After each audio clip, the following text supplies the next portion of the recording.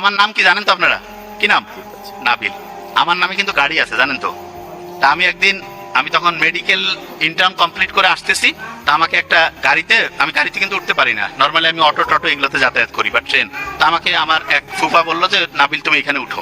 তা আমাকে নাবিল বলছে, আমি যখন উঠলাম পাশে যে ড্রাইভার বলতেছে যে মানে আমাকে ইশারা করতেছে যে আপনি হচ্ছে ইয়া। আমি বললাম না আপনি চালান। বললেন যে পারমিশন দিন। আমি বললাম হ্যাঁ আমি কি ব্যাপার, পারমিশন চাচ্ছে আমার কাছে, ব্যাপারটা কি? ঠিক আছে, গাড়ি 10 কিলো 20 কিলো গেল।